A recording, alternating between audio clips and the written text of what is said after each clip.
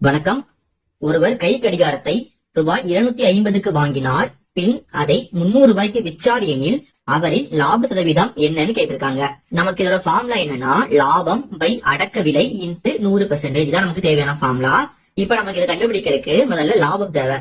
லாபம்னா என்னன்னா நம்ம வாங்கினதுக்கும் விற்றதுக்கும் இடையில உள்ள வித்தியாசம் தான் நமக்கு லாபம். இப்ப நம்ம வாங்கின ரேட்டு வந்து 250 ரூபா, விற்றது வந்து 300 ரூபாய்க்கு. அப்ப நம்ம 300 ரூபாயில இருந்து 250 கழிச்சோம்னா நமக்கு மிச்சம் எவ்வளவு வரும்? மிச்சம் வந்து 50 வரும். அப்ப நமக்கு லாபம் வந்து 50 ரூபா வருது. இப்ப நம்ம இதை கொண்டு இதை அப்ளை பண்ணலாமா? லாப சதவீதம் ஈக்குவல் டு லாபம். நமக்கு லாபம் வந்து 50 ரூபாய் இருக்கு.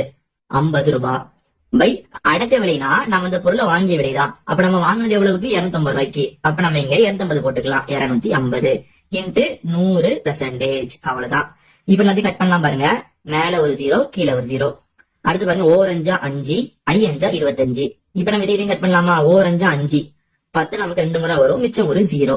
அப்ப நமக்கு ஆன்சர் வருது 20%. அப்ப நமக்கு தான் தேவையான ஆன்சர். இது நமக்கு ஆப்ஷன் பி ல இருக்கு. இதே மாதிரி உங்களுக்கு கொடுத்திருக்கேன். இதோட மதிப்பு என்ன வருது நீங்க கீழே கமெண்ட் பண்ணுங்க. வணக்கம். ஒருவர் கை கடிகாரத்தை ரூபாய் 250க்கு வாங்கினார். பின் அதை 300 ரூபாய்க்கு விற்றார் எனில் அவரின் லாப சதவீதம் என்னன்னு கேட்டிருக்காங்க. நமக்கு இதோட ஃபார்முலா என்னன்னா லாபம் பை அடக்க விலை இன்ட்டு 100%. இதான் நமக்கு தேவையான ஃபார்முலா. இப்ப நமக்கு இதை கண்டுபிடிக்கிறதுக்கு முதல்ல லாபம் தேவை. லாபம்னா என்னன்னா நம்ம வாங்கினதுக்கும் விற்றதுக்கும் இடையில உள்ள வித்தியாசம் தான் நமக்கு லாபம். இப்ப நம்ம வாங்கின ரேட்டு வந்து 250 ரூபா, விற்றது வந்து 300 ரூபாய்க்கு. அப்ப நம்ம 300 ரூபாயில இருந்து 250 கழிச்சோம்னா நமக்கு எவ்வளவு வரும்? மிச்சம் வந்து 50 வரும். அப்ப நமக்கு லாபம் வந்து 50 ரூபா வருது. இப்ப நம்ம இதை கொண்டு இதை அப்ளை பண்ணலாமா? லாப சதவீதம் ஈக்குவல் டு லாபம். நமக்கு லாபம் வந்து 50 ரூபாய் இருக்கு. 50 ரூபாய் பை அடக்க விலைனா நம்ம இந்த பொருளை வாங்கிய விலைதான். அப்ப நம்ம வாங்கினது எவ்வளவுக்கு? 250 ரூபாய்க்கு. அப்ப நம்ம இங்க 250 போட்டுக்கலாம். 250 இன்ட்டு 100%. அவ்வளவுதான். இப்ப எல்லாத்தையும் கட் பண்ணலாம் பாருங்க. மேல ஒரு 0, கீழே ஒரு 0. அடுத்து பாருங்க, ஓர் 5 5, ஐ 5 25.